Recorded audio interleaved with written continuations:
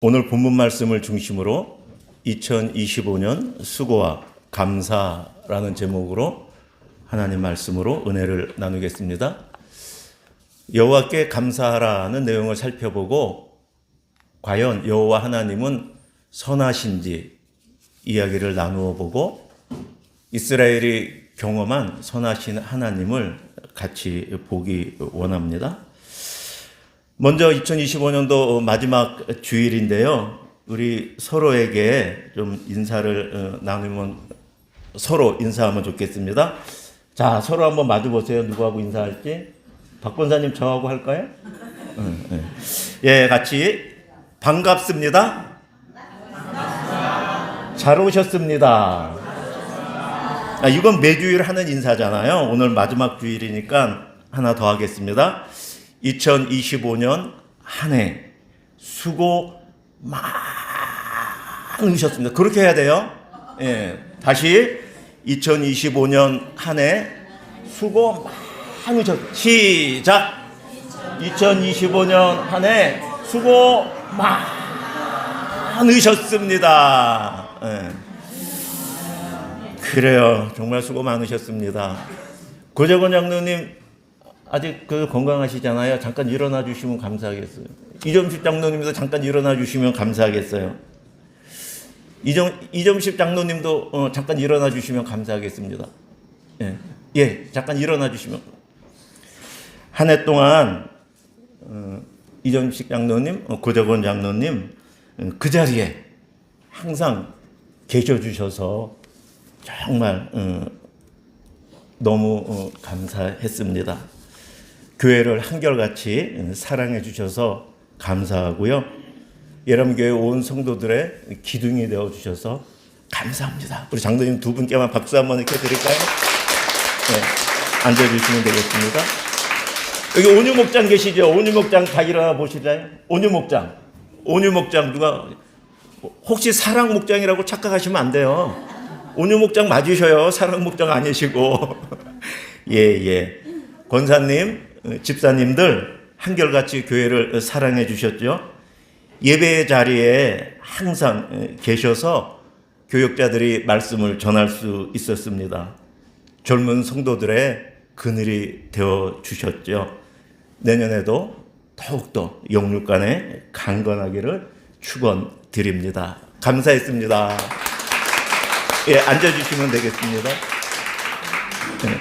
혹시 온유 목장이라고 착각하지 마시고 사랑 충성 목장 한번 일어나시죠. 사랑 충성 목장. 예. 사실 집사님들께서 교회 요소에서 귀한 섬김의 활동들을 하고 있죠. 재정, 교사, 찬양대, 뭐 어디 안 보이지만 곳곳에서 전부 다 일당백을 하고 있잖아요. 방송실에서 차량으로 말할 것도 없죠. 그런데 여러분도 인생을 사셨지만 30 후반부터 40이가 얼마나 뭐 자녀들 키우면서 힘든 직장 생활하면서 힘든 시간입니까? 그런데 우리 사랑 목장, 충성 목장 모든 우리 성도들이 귀하게 이렇게 섬겨주셔서 너무너무 감사합니다. 우리 격려의 박수 한번 해드릴까요? 예, 앉아주세요. 네, 교역자들은 나 부끄러워서 그냥 넘어가겠습니다. 너무너무 수고 많으셨습니다. 제가 이걸 자꾸만 죄송합니다. 이렇게 안 해야 되는데.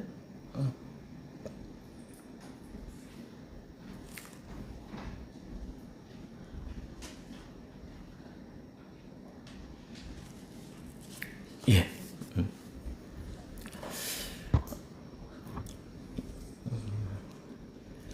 저는 매년 김장할 때 아내하고 같이 김장을 합니다.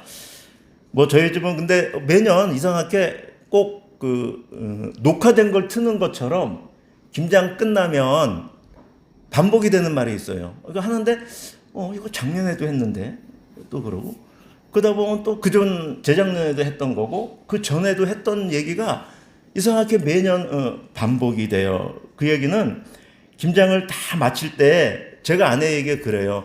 여보 너무너무 수고했어. 김장 이게 하냐고. 그러면 제 아내는 정말 저한테 그래요. 아니 당신이 정말 수고했지.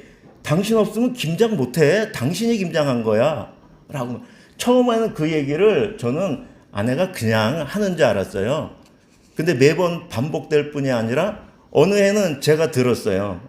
제가 없는데 딸하고 이야기하는데 그 얘기를 그대로 하더라고요. 너희 아빠가 있어서 엄마가 김장을 하는 거지 엄마는 절대 김장 못해. 그 말을 하더라고요. 근데 뭐 정확히 말하면 아내가 뭐 김장거리를 준비하고 또 하면 저는 뭐 따듬고 뭐 하고 또 아내가 또 뭐 하면 저는 또 중간에 또 뭐 치우고 들고 뭐 그러면 사실 저도 쉬는 시간 없고 아내도 쉬는 시간 없고 그렇게 합작을 해서 김장을 끝내는 거죠. 그러니까 저는 제 나름대로는 저는 한 게 없고 아내가 다 한 것 같은데 또 아내는 자기의 약한 부분을 제가 다 해주니까 제가 다 했다고. 근데 이 얘기가요 매년 반복돼요. 금년에도 그 얘기를 했어요. 자, 그렇게 금장을 이제 마치고 또 연말이 되면서 한번 제가 이런 질문을 해봤어요. 제 자신한테 2025년도 한 해를 과연 내가 살아온 것일까? 어떻게 사는 것일까? 그렇게 제가 질문했어요. 한참 후에 제 안에서 그런 말이 나옵니다. 하나님, 2025년도 한 해도 제 인생의 목자가 되어 주셔서 감사해요. 라고 제 고백이 나오더라고요. 제가 애쓰고 힘쓰고 그렇게 산 인생이 맞는데 내가 사는 게 아니고 하나님께서 저를 인도해 주셨다는 것이 너무너무 자명합니다. 이런 묵상을 해봤습니다. 제가 캄캄한 길, 아무것도 안 보인다고 제가 하나님한테 말한 적이 있었죠.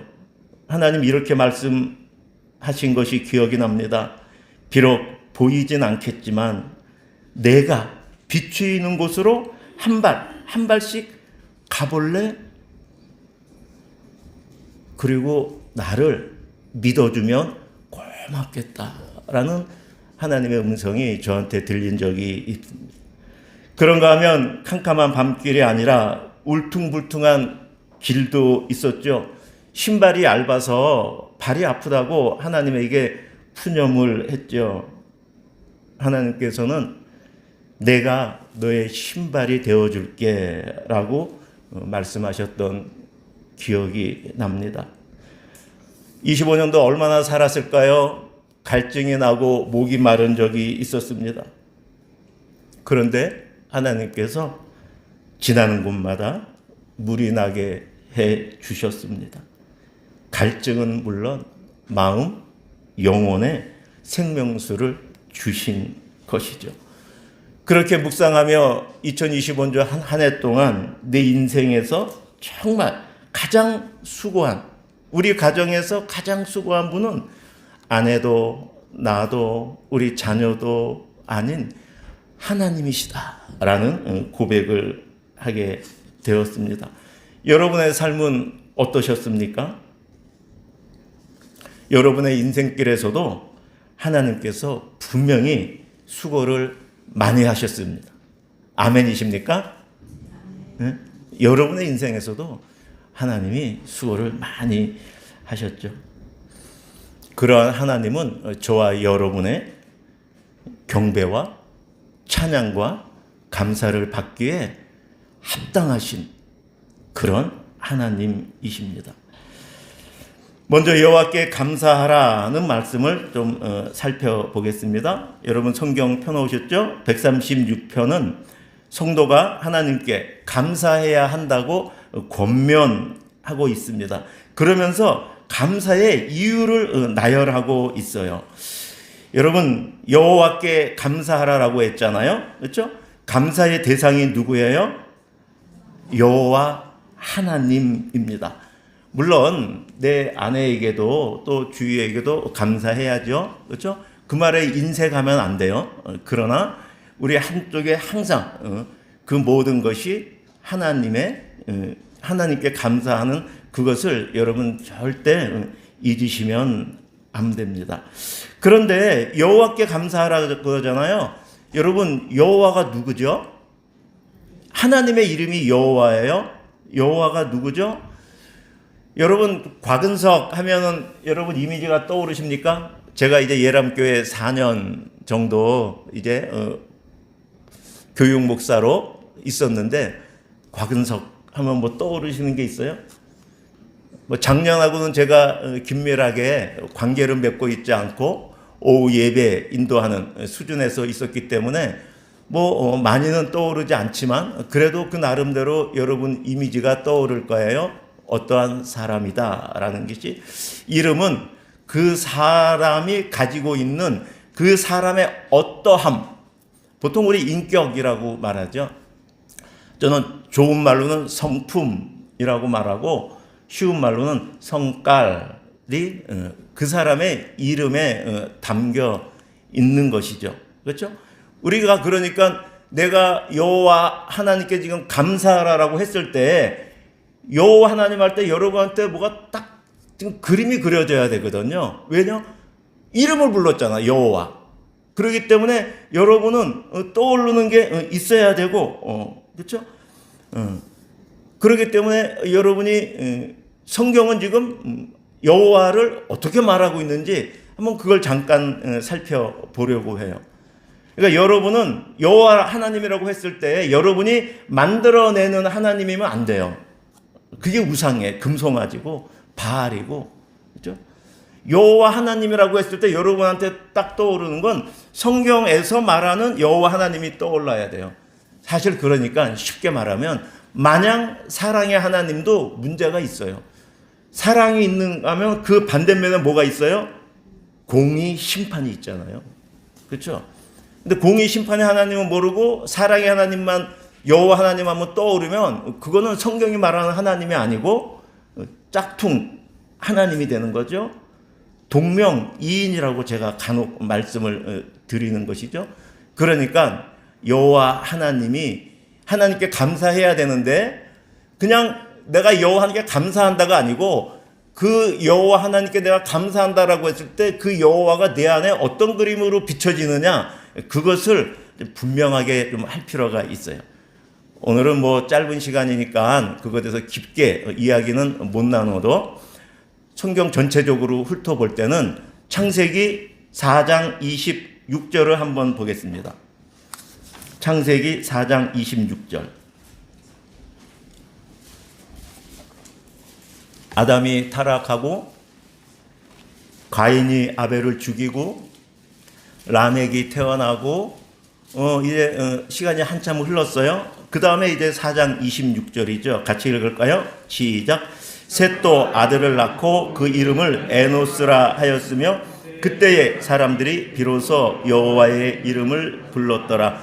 여호와의 이름 불렀다는 것은 우리가 부르듯이 불렀다는 게 아니고요. 하나님께 예배했다는 거예요. 하나님을 이제 찬양, 경배했다는 것이죠. 하나님은 예배를 받으시는 분이라는 걸 우리가 잘 인식할 필요가 있어요. 하나님은 나에게 모든 것을 주는 분 맞죠. 그런데 하나님은 제일 먼저 창세기 창조 이후에 볼 때 우리에게 예배를 받으시는 경배를 받으시는 분이다. 내가 경배할 분이다라는 것이 잘 인식되면 좋겠습니다. 그런가 하면 이제 노아 사람의 죄악이 세상에 너무 이렇게 가득해서 하나님이 심판을 하시잖아요. 심판 전에 인류를 구원하기 위해서 노아를 택하시죠. 6장 8절 같이 읽을까요? 6장 8절 시작. 그러나 노아는 여호와께 은혜를 입었더라. 그렇죠. 하나님은 은혜를 베푸시는 분이에요. 은혜를 베풀어 주시는 분. 그러니까 우리가 여호와 하나님 할 때 내가 예배, 경배, 찬양할 뿐 그리고 나에게 은혜를 항상 주시는 분이다라는 걸 기억해야 된다는 것이죠. 그런가 하면 이제 6장에서 12장으로 넘어오면 우리가 너무 잘 아는 믿음의 조상 아브라함이죠. 12장 1절 말씀 같이 읽을까요? 시작. 여호와께서 아브라함에게 이르시되 너는 너의 본토 친척 아비 집을 떠나 내가 네게 지시할 땅으로 가라. 뭐 뒤에 쭉 이어지고 15장까지 이어지면은 하나님은 계시해 주고 또 언약을 체결하잖아요. 그렇죠? 할례를 행하라 그러면서 아브라함과 언약을 체결하시는 분이죠. 그러니까 하나님은 우리에게 은혜 베푸시는 것뿐이 아니라 나를 하나님의 백성, 하나님의 자녀로 삼으시고 나하고 언약을 맺으시는 것이죠. 그것이 율법을 나중에 이후에 이제 주시는 것으로 나타나는 것이죠. 여러분 율법이 어때요? 여러분을 막 이렇게 올가매나요? 율법이 어떻습니까, 여러분? 여러분은 구속하나요? 여러분 헌법이 여러분을 올가맵니까? 대한민국의 법이 여러분을 올가매요? 올가매이는 사람들이 있어요. 누구요? 범죄자들. 저와 여러분처럼 선한 사람은 대한민국의 법이 올가매요? 아니잖아요.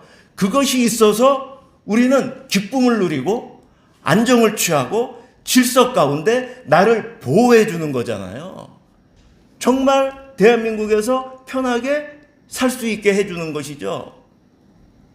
하나님이 우리하고 언약을 맺으셔서 우리를 거룩한 백성이다 라고 말씀하시며 네가 하나님의 백성이니 거룩한 삶을 살아라 라고 하며 주신 율법은 우리를 구속하는 게 아니라 이 세상의 죄악 가운데서 우리를 보호하시기 위해서 우리가 인생을 정말 질서 있게 평강 가운데 기쁨을 누리도록 주신 것이 언약, 율법인 것이죠. 그 부분을 좀 잘 인식하면 좋겠어요. 율법이 짐이 아니라 나를 올가매는 것이 아니라 그것이 나를 자유케 하고 나에게 복을 주기 위한 것이고 내 인생을 잘 살아갈 수 있도록 주신 법이다. 하나님은 이런 분이신 것이죠. 더 이상 성경은 안 찾아보겠는데 여러분 우리 뭐 출애굽기 오면 너무 잘 알잖아요. 그렇죠? 이집트 종살이에서 구원해 주시는 그러한 분이시죠. 그리고 이제 사실은 그 출애굽한 이후에 출애굽기에서 시내산에서 이제 직접 이제 하나님 나라의 소유 백성을 삼으시고 자신은 우리의 왕이 되어주시는 그러한 분이죠. 물론 더 하나님에 대한 이미지가 많이 있겠지만 이 큰 이미지를 좀 가지고 계시면 좋겠습니다. 그런데 2절, 3절에 여러분 이렇게 나오잖아요. 신들 중에 뛰어난 하나님, 3절 주들 중에 뛰어난 주. 그러면 하나님 말고 신들이 더 있네? 하나님이 주가 인 건 맞는데 또 다른 주들도 있네? 라고 생각하시면 안 되고 이 시편은 여러분 시편이잖아요. 그러니까 시편은 시적인 언어로 되어 있죠. 그렇죠? 문학적인 그 담고 있는 그 부분을 잘 해석을 해내야 되는데 여기에서 다른 신이 있다는 것이 아니라 다른 신들은 거짓된 것이고 우상이고 하나님만 유일한 신이라는 것을 표현하고 있는 것이지 다른 신들이 있어서 그 신을 인정하는 것이 아니고 다른 주가 있는 것이 아니다. 여러분이 그렇게 이해하시면 좋겠습니다. 그런데 1절 중반절에 뭐라고 말씀하고 있어요? 그는 선하시다라고 말해요. 여호와께 감사하라. 왜? 그는 선하시기 때문에. 지금 그렇게 말씀하고 있는 거예요. 여러분 하나님이 선하시단 말 공감하십니까? 하나님이 선하시다. 성경책에 쓰여 있고 또 목회자들이 설교 시간에 하나님 선하다고 많이 이야기하니까 다들 또 성도들도 주위에서 그렇게 말하니까 자기도 모르게 그냥 답으로 하나님 어떤 분이세요? 선하신 분입니다. 여러분 그거는 그렇게 만약에 여러분이 선하신 하나님을 알고 있다면 그거는 하나님은 모르는 거죠. 그렇죠? 그거는 요즘의 사회적인 말로는 여러분이 가스라이팅을 당한 거예요. 쉬운 표현으로. 교회가 가스라이팅 했다는 게 아니고 진리를 말하고 있는데 자기가 그거를 자기 거로 하나님하고 관계를 맺지 못하고 경험하지 못했으니 주위에서 그러니까 자기도 모르게 그냥 그걸 따라하는 거예요.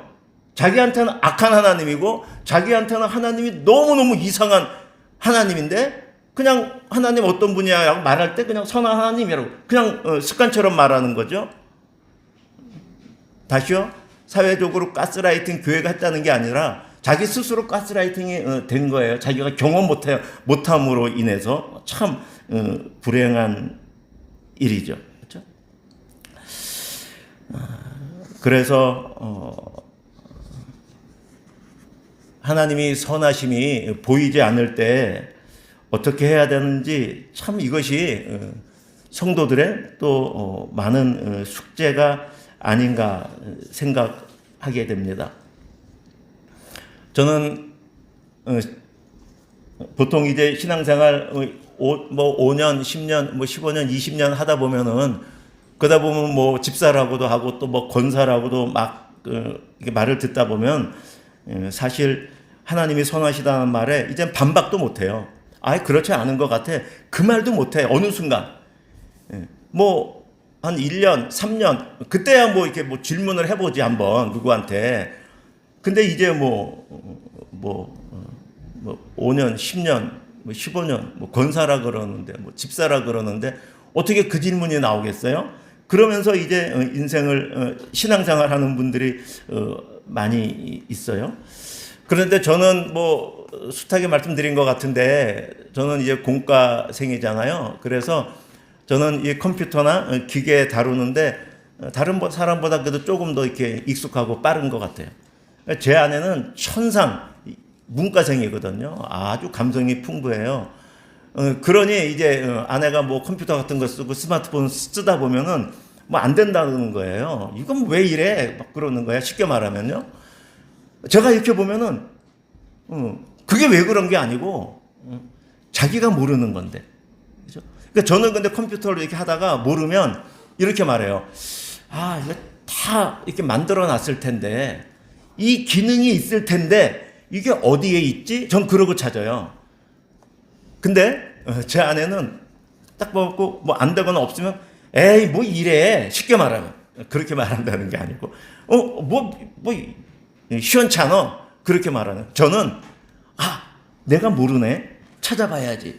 저는 이제 그렇게. 왜냐하면 저도 LG에서 17년 동안 있으면서 제가 제품도 이렇게 해보면서 제가 알잖아요. 회사가 정말 잘 만들거든요. 모든 기능을 다 집어넣거든요. 사람들이 원하는 것들을. 그러니까 어디에 있을 텐데 내가 못 찾는 거죠. 저는 그렇게 접근을 하는 거죠.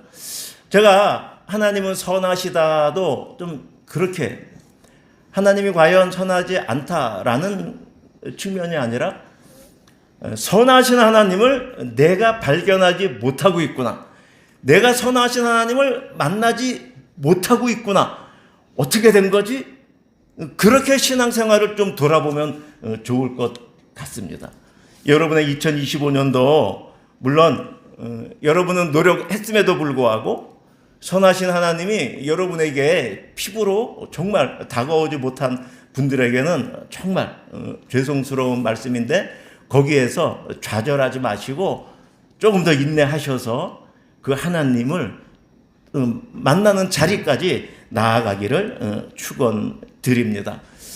여러분도 다 그러겠지만 제 인생도 그래요. 이제 뭐 어릴 때는 제 인생에 잘 기억도 안 나고 제가 20살 좀 넘어서부터 이제 좀 기억이 나는 것 같아요. 그리고 제가 어느덧 30 중반에서 이제 다시 신앙생활이 좀 회복되면서부터 제 과거를 이렇게 돌아본 적이 있었어요. 그렇게 돌아보고 저는 정말 항상 그렇게 똑같이 고백합니다. 어느 한순간도 어제보다 나빠진 오늘이 없어요. 신앙적으로 모든 측면에서 어제보다 오늘이 하나님 앞에서 절대 나빠진 적이 없어요. 하나님이 나를 가장 선하게 인도해 주신 것이죠. 제가 뭐 42, 43세 신학대학원 갈 때도 제가 요 근래에 이제 저희 조카뻘 되는 그 대한항공에 지금 기장으로 있는 그 조카한테 지금 이렇게 같이 멘토 역할을 조금 하고 있는데 그 아이가 이제 그 조카가 신학대학원 가려고 지금 현재 지금 근무하고 있어요. 지금 대한항공의 기장으로. 제가 멘토 역할을 이렇게 하고 있어요. 그러면서 이야기를 들어보면 제가 그 42, 셋 때 우리 큰애가 그때 고3이었어요. 제가 신학대학원 들어올 때. 근데 집 앞에서 걸어서 학교를 갔는데 제가 이제 아내가 뭐를 해야 되니까 생활을 하려고 어디로 이사 갔어요? 저기 사당동으로 이사 갔어요. 근데 그때 애가 고3이었거든요. 거기서부터 버스 타고 집에서 밑에까지 마을버스 타고 내려오고 거기서 또 전철 타고 가고 또 한참 걷고 제가 그렇게 근데 그게 그 당시는 뭔지도 몰랐는데 그 조카하고 이제 신학대학원 가는 거 이렇게 멘토하면서 걔가 이제 큰애가 중2 작은애가 중2 맞죠? 작은애가 초등학생 또 셋째가 유치원생 그 셋이 있으면서 이제 이런저런 막 염려를 하는데 제가 그 옛날에 나는 그런 거 요만큼도 염려하지 않고 했거든요. 너무 한심한 거지. 너무 돌아보지 못한 거죠. 그렇게 했던 거 기억이 나요. 여러분 그것뿐인지 아세요? 제가 뭐 군사역 가는 거는 어떻고 제가 또 2018년에 통영까지 내려갔잖아요. 통영에 담임 목회하러 통영에 내려갔는데 저는 서울서 태어나고 저희 뭐 형제들이나 대부분 다 서울에 있지 뭐 지방에 있는 사람이 없어요. 왕래하는 친척들도 없어요. 아내도 마찬가지고 뭐 통영에 아는 사람 하나도 없죠. 근데 아내는 그 학교에 방과 후 교사로 정년까지 보장되는 거기에 있었는데 2018년에 하나님이 인도하심이다라는 확신을 받고 기도 가운데 글로 내려갔어요. 아내 회사 퇴직하고 저도 잘 다니는 사목자리 놓고 얼마 전에 여기 펜직의 그 회장님하고 사장하고 왔죠. 제가 그 회사에 총괄 본부장 겸 사목으로 있었어요. 그 당시에. 그리고 매주일 여러분 저기 작년 5월 달에도 그렇고 막 네팔 애들 오잖아요. 제가 그 당시에 걔네들 근로자 아이들 매주 한글 가르치고 또 뭐 서울 구경시키고 63빌딩 올라다니고 벚꽃놀이 여의도 구경시키고 한강 자전거 타러 다니고 큰 교회 부활절 예배 성탄절 예배 참석하게 하고 그 10년 전에 그렇게 제가 사귀었던 애들이에요. 그러니까 걔네들이 지금도 이렇게 오잖아요. 거기 잘 다녔죠. 본부장으로. 처음에 연봉을 4,500 준다 그래갖고 고맙습니다 그랬더니 1년 후에 3개월 후에 다시 부르더니 5,500 주겠대요. 1년 딱 되니까 6,500 주겠대요. 제가 4년 거기 딱 근무했는데 4년 평균 받은 게 4억을 받았으니까 뭐 억대 연봉자였어요. 10년 전에 억대는요. 월급쟁이 1%가 안 됐어요. 지금은 많지만. 그 자리를 또 놓고 통영 내려간 거거든요. 하나님의 인도하심이 있다. 하나님의 인도하시는구나. 여기도 좋지만 그렇게 또 내려간 거죠. 그런데 저는 너무너무 확신합니다.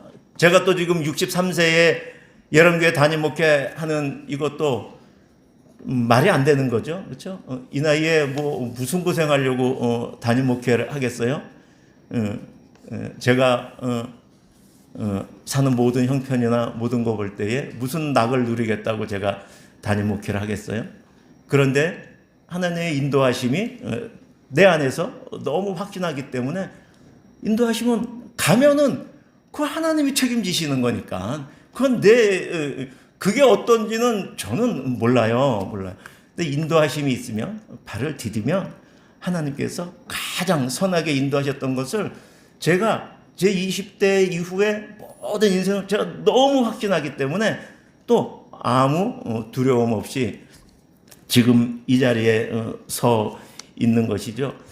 여러분, 우리가 확실하게 알 것은 저는 그래요. 나를 향한 하나님의 그 선하심, 그 신실하심이 너무너무 분명하고 확신해서 저는 지금 제 인생이 그렇습니다.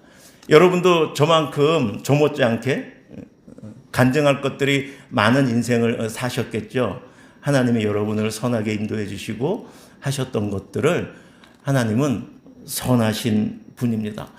우리가 인생을 살면서 흔들리지 말아야 할 진리가 있어요. 흔들리지 말아야 할 진리. 그것은요, 내가 유한한 존재, 피조된 존재라는 거예요. 내가 모든 걸 다 할 수 있지 않고 내 능력에 한계가 있다라는 것이죠. 여러분, 남포교회 박연선 목사님 설교 가끔 들으시나요? 유튜브로 들으시는 분들도 있을 것 같은데, 남포교회 박연선 목사님 구체적으로 그렇게 말씀하시진 않지만 전체적으로 말씀하시는 부분 중에 저한테 그대로 와닿는 거는, 하나님이 이게 남자들 말로 해갖고 저에게 아내를 주신 이유 뭘까요? 자녀를 주시는 이유가 뭘까요? 네가 다 할 수 있다 그랬지. 왜요? 결혼하기 전까지 우리 20대, 30대 남자들 얼마나 팔팔합니까? 정말 쇠가 있어도 그거 그냥 씹어 먹을 수 있는 정도의 팩이 모든 걸 갖고 있잖아요. 그리고 딱 결혼해봐요. 어떻게 돼요? 3개월은 좋죠. 1년 좋아요. 이제 예일 집사님 좀 느끼시나 모르겠네. 안 되네, 안 돼. 안 되네. 내 아내가 요만큼도 안 움직이는 거예요. 내가 정성을 다하고 헌신을 다하고 해도 안 움직이는 거예요. 그리고 5년, 10년 살다 보면 그래도 아내는 그래도 그냥 이제는 리듬을 맞춰 살아가죠. 자녀들을 보니 진짜 안 되네. 내가 낳았는데, 와, 저거 기어다니는 거 말도 못하고, 내가 저거 말 가르치고 기계해주고 내가 업어주고 데리고 다녔는데 저게 이제 중고등학생 됐다고 이제 말대꾸하고 말도 안 듣고 그러면서 안 되는구나. 내가 하는 게 아니구나. 나는 아무것도 할 수 없구나 하는 거를 느끼게 해주시려고 하나님이 아내를 주셨다, 남편을 주셨다, 자녀를 주셨다라고 해요. 아직도 다 할 수 있다고 생각하는 분 계십니까? 존경스럽습니다. 저는 30대 후반에 깨졌습니다. 아무것도 할 수 없구나. 자, 이것을 좀 명확히 인식하면 좋겠어요. 여러분 각자에 대해서. 그런데 또 하나 우리가 흔들리지 말아야 할 진리가 있는데, 그거는 하나님에 대한 거예요. 인간에 대한 게 아니고 하나님에 대한 거. 하나님은 어떤 하나님이라고 말하냐면, 여러분 소요리 문답, 대요리 문답이라는 게 있거든요. 앞으로 오후 예배 시간에 이거 같이 공부할 거예요. 대요리 문답 7번에 이렇게 얘기를 하면 이렇게 말해요. 하나님은, 시작, 여호와 하나님은 전능하시며 선하신 분이다. 또 답만 얘기해서 죄송한데 지금은 이걸 구체적으로 말하는 예배 시간이 아니니까, 공부 시간이 아니니까, 하나님은 전능하신데 하나님은 선하시다. 여러분, 선하기만 선하면 쓸모없는 거 아시죠? 사람도 그래요. 선하기만 선하면 정말 쓸데없습니다. 그러나 선하지 않고 전능하면 어떻게 돼요? 와, 이건 재앙이죠. 그렇죠? 아니, 불의한 사람이 전능해봐요. 만약에 무법자가 권력을 갖고 있다고 생각을 해보세요. 어떻게 되겠어요? 난리가 나죠. 그런데 하나님은 전능하신데 선하신 분이다. 성경은 우리에게 하나님을 그렇게 소개해주고 있습니다. 그러면서 대요리 문답 13번, 14번에 또 이야기는, 시작, 여호와 하나님은 사람의 인생을 인도하시는 분이다. 전능하고 선하신데 나하고 상관이 없어. 그거 어디 써먹겠어요? 하나님이면 뭐해? 나하고 상관없으면? 무슨 짝에 쓸모 있어요? 그런데 그 창조주, 그 전능하시며 선하신 하나님이 내 인생을 인도해 주시는 분이라는, 이게 정말 우리 하나님 멋진 하나님이신 것이죠. 이게 하나님에 대한 우리의 관점을 좀 이렇게 잘 갖고 있으면 좋겠어요.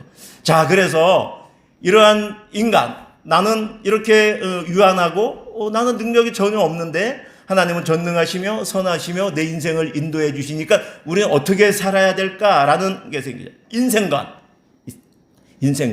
우리 소요리 문답 1번은 다 외우는데 그걸 다시 풀어 쓰면 이게 되겠죠. 같이 시작. 인생을 풍성하게 사는 유일한 최상의 방법은 인생을 하나님께 맡기는 것이다. 인생을 하나님께 맡기는 것이 가장 인생을 잘 사는 거예요. 아내하고 남편하고 가장 잘 사는 방법, 하나님께 맡기는 거예요. 우리 자녀들이 내가 나중에 저 자녀가 어떻게, 내가 눈도 못 감겠네, 우리 애들 때문에. 자녀들도 하나님만, 그 자녀들이 예수 그리스도를 만나고 하나님을 만나기만 해놓으면 여러분 그냥 두 다리 쫙 뻗고 주무셔도 괜찮아요. 그렇죠? 여러분 자녀 중에 그런 분 있잖아요. 그런 자녀들 있잖아요. 신앙에 굳건히 서 있으면. 여러분 뭘 걱정하세요? 그런 분들 아시잖아요. 걱정 없잖아요. 자랑만 하고 다니잖아요. 우리 자녀들은 안 그런데, 그렇죠? 부럽기도 하고 조금 그냥 시기의 대상이 되기도 하죠.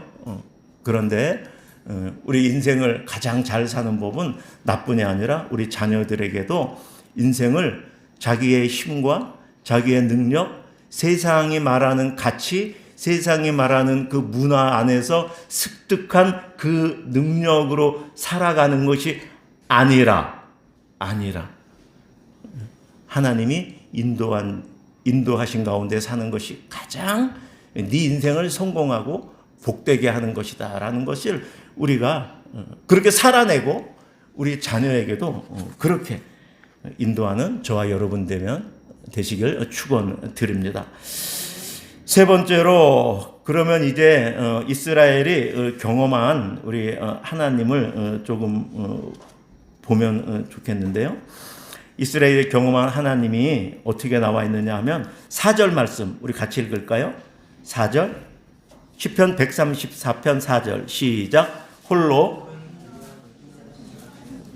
시편 6편 4절 죄송합니다. 시작. 홀로 큰 기이한 일들을 행하시는 이에게 감사하라. 오늘 아까 본문이었죠? 이제 끝인데 봐요.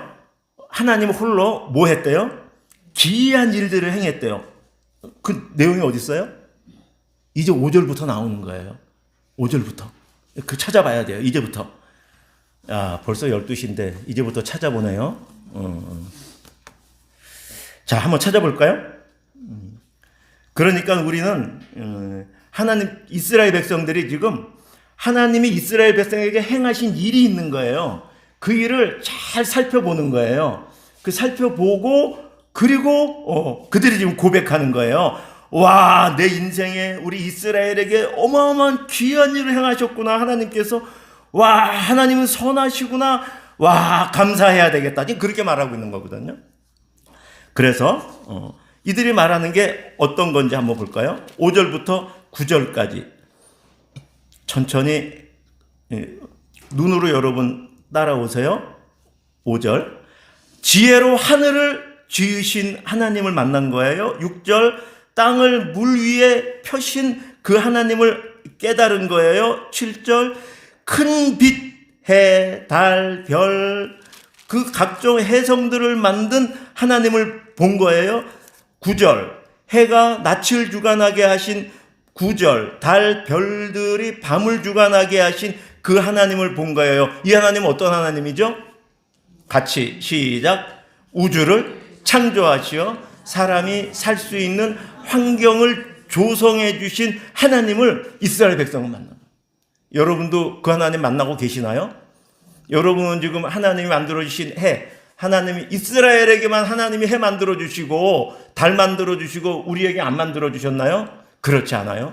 이스라엘에게 3,000년, 4,000년 전에 만들어 주신 그 하나님이 지금도 내가 사는 이 모든 자연 환경, 이 모든 것을 다 하나님이 지금 다스리고 다스려주고 계시는 것이죠. 이것을 우리 눈으로 볼 수 있냐 없냐가 문제가 되는 거죠. 이스라엘 백성 그것을 봤던 거예요. 우리는 겨울에 이 추위 가운데서도 이 추위를 주신 하나님께 감사하고, 비가 오면 비 때문에 감사하고, 바람이 불면 바람 때문에도 감사해야죠. 여러분 요즘에 태풍도 감사한 거 아세요? 과학적으로 태풍이 와야지 바닷가에 그 바다 한번 휘 저어버리는 거예요. 제가 통영 살았잖아요, 4년을. 와, 낚시꾼 들어오고 사람들이 얼마나 오염시켜서 비가 오면 이렇게 산에서 막 모든 게 내려가니까, 그러니까 사람이 사는 그 인근은 플라스틱부터 해갖고 말도 못해요. 어떻게 깨끗하게 해요? 사람이 아무도 못해요. 뭐 함정이 가서 하나요? 못해요. 어떻게? 태풍이 와서 그것을 다 휘저어버리는 거예요. 그 순작용이 피해액보다 어마어마하게 우리한테 유익하게 한다는 거, 그건 과학적으로 다 증명된 거잖아요. 그렇죠? 어느 하나 우리가 볼 때 재앙인 것 같고, 어느 하나 뭐 이해가 안 되지만 하나님께서 어느 하나도 우리를 위해서 다 다스리고 계신다는 그 하나님을 만나는 저와 여러분 되면 좋겠습니다. 그런가 하면 이스라엘이 하나님을 경험한 것이 또 6절에서 10절에서 16절인데, 여러분 또 눈으로 쭉 따라와 보세요. 자, 10절. 애굽에 장자를 쳐서 구했네요. 11절. 와, 이스라엘을 애굽에서 인도했네요. 어떻게 해요? 12절. 강한 손과 펴신 팔로 10가지 재앙을 통해서 인도했잖아요. 바로가 얼마나 강팍했어요. 그렇죠? 13절. 와, 홍해를 갈라서 인도하셨잖아요. 그리고 그 가운데로 14절. 통과하게 했잖아요. 그리고 그것뿐인가요? 15절. 바로의 군대를 홍해에 다 엎어뜨려 버렸잖아요. 다 죽였잖아요. 그렇죠? 몰살시켰잖아요. 그래서 16절 시작. 그의 백성을 인도하여 광야를 통과하게 하신 이에게 감사하라. 그 인자하심이 영원하미로다. 그러니까 이스라엘 백성은 애굽에서 구원해서 인도하고 보호하고 광야를 통과하게 하신 그 하나님을 만난 거예요. 여러분하고 상관없나요? 애굽은 뭐예요? 이 세상이잖아요. 애굽은 뭐예요? 악한 영이잖아요. 애굽이 뭐예요? 여러분을 붙잡고 있는 그것들이잖아요. 그렇죠? 우리가 하나님을 모르면, 예수 그리스도를 모르면 이 세상에 공중 잡은 저 사탄 마귀의 그냥 포로가 되어서 거기에 눌려 근심하고 걱정하고 불안하고 매 거기 살아가는 그런 자들이었잖아요. 예수 그리스도를 만나 구원받아 거기에서 해방되어 우리가 지금 자유를 누리고 지금 있는 거 아니에요. 그러니 이스라엘 백성이 3,000년, 4,000년 전에 누렸던 그 출애굽이 아니라 우리도 지금 이 출애굽에 또 가나안을 향해 지금 가고 있는 그 과정 속에 하나님께서 우리를 구하시고 보호하시고 인도하시고 계속 그거를 경험하는 거죠. 구약의 이스라엘 백성만 하나님이 이렇게 해주셨는데 나는 그것이 어쨌다는 거야? 그것이 아니라 그 이스라엘 백성의 삶이 역사 시간 속에 계시의 점진적인 그 드러남 속에 우리의 일상 가운데서도 하나님이 계속 우리를 구원하시고 보호하시고 인도하신다는 것을 저와 여러분이 볼 수 있기를 축원드립니다. 그런가요? 마지막 17절부터 22절까지 말씀이 나오는데요. 어떻게 나와요? 17절. 큰 왕들을 쳤네요. 18절. 유명한 왕들을 죽였어요. 19절. 아모리인의 왕 시온을 죽이시고 바산 왕 20절 옥 죽이시고 21절 그들의 땅을 가나안 땅을 기업으로 다 주시고 22절 시작. 곧 그 종 이스라엘에게 기업으로 주신 이에게 감사하라. 그 인자하심이 영원함이로다. 아까 출애굽뿐이 아니라 또 우리가 인생을 성도로서 살아가면서 우리가 살아갈 때 인생에 또 큰 어려움들 그 당할 때 그 어려움들도 어떻게 한다는 거예요? 하나님께서 물리쳐 주시고 하나님이 대적해 주시고 하나님이 우리를 어디로 인도하신다는 거예요? 가나안으로. 어디요? 새 하늘과 새 땅으로. 우리의 인생이 다 끝났을 때에 하나님이 그곳으로 우리를 인도해 주신다는 거잖아요. 천국을 우리에게 기업으로 주신 것이죠. 그러니 그 이스라엘의 이야기는 지금 우리에게 그대로 지금 하시는 말씀이죠. 이 모든 것을 다시 시편의 저자는 정리하는데 25절 이렇게 정리합니다. 시작. 모든 육체에게 먹을 것을 주신 이에게 감사하라. 그 인자하심이 영원합니다. 먹을 것뿐이 아니라 우주 만물을 주셔서 다스리시며 그 안에 살아갈 수 있는 모든 환경을 제공해 주신, 아까 4절에서 5절을 다시 썸머라이즈한 게 25절인 거죠. 그런가 하면 10절에서 16절을 다시 정리한 게 23절. 시작. 우리를 비천한 가운데서도 기억해 주신 이에게 감사하라. 그 인자하심이 영원한. 애굽에 종살이 했잖아요. 우리가 얼마나 비참했어요. 볼 것이 무엇가 있어요. 거기서 나를 구해 주실 이유가 어디에 있었어요. 그럼에도 불구하고 하나님이 나를 택해 주셔서 그 비천한 자리에서 우리를 구원해 주시고 기억해 주신 것이죠. 그런가 하면 17절에서 22절 우리의 대적을 건져주신 것은 24절이 정리하고 있죠. 시작. 우리를 우리의 대적에게서 건지신 이에게 감사하라. 그 인자하심이 영원함이로다. 우리가 하나님 나라에 갈 때까지, 기업을 얻을 때까지 하나님께서 우리의 인생의 대적들을 능히 대적해 주실 것이다. 내 힘으로 하는 게 아니다 라는 말씀이죠. 26절 같이 읽을까요? 시작. 하늘에 하나님께 감사하라. 그 인자하심이 영원함이로다. 여러분 1절은 아까 시작할 때 그렇죠? 여호와께 감사하라라고 했는데 그 여호와를 다시 또 26절에 표현하는데 하늘의 하나님이라고 해요. 하늘의 하나님은 뭐죠? 하늘. 공간적으로 하늘이란 말인가요? 그렇지가 않죠. 하늘의 하나님이라는 것은 창조주 하나님인 걸 말하고, 하늘의 하나님이면 전능하신 하나님인 걸 말하고, 하늘의 하나님이면 생명을 주시는 하나님임을 말하고, 우리에게 인생을 선물로 주신 하나님을 말하죠. 하늘의 하나님은 선하신 하나님이고 우리를 비천한 가운데서 우리를 기억하여 우리를 구원해 주신 하나님이고, 그 나와 언약을 맺으셔서 나를 하나님 나라로 인도해 주시는 그 말로 다 할 수 없는 영원한 사랑을 베푸시는 것을 기뻐하시는 그러한 하나님이 하늘의 하나님인 것이죠. 우리 이 시간 다 같이 기도를 김정선 집 반주 김정선 집사님 반주 좀 나갈까요? 우리 25년도를 마감하며 마지막 주일 예배를 드리는데요. 오늘 말씀처럼 25년도 여러분 애쓰셨습니다. 인생 살아오면서 그 하나님을 풍성히 만난 분도 있고 그렇지 못한 분도 계실 텐데 금년 1년을 아직 남아 있잖아요.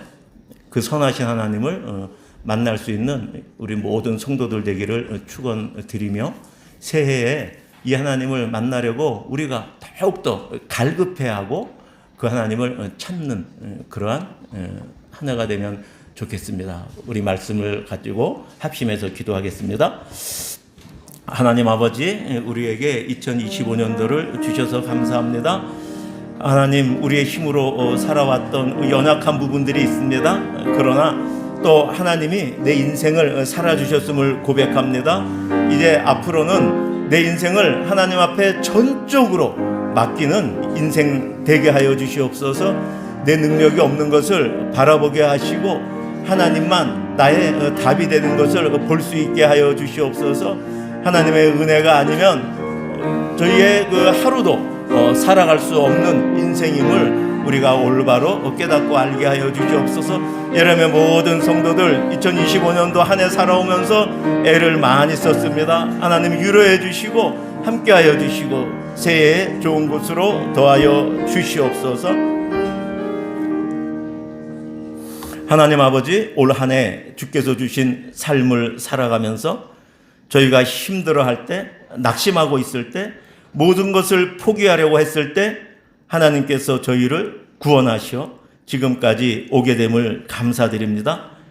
또한 저희의 삶을 선하게 인도해 주셔서 자녀와 가족과 함께 살아가며 기쁨과 행복의 시간들을 주심에 감사드립니다. 이제 이렇게 2025년을 마무리합니다. 새해 2026년도에는 주님의 말씀에 더욱더 순종함을 통해 주의 선하심을 삶 가운데서 맛보아 깨달아 아는 귀한 한 해가 되게 하여 주시옵소서. 예수 그리스도의 이름으로 기도합니다. 아멘.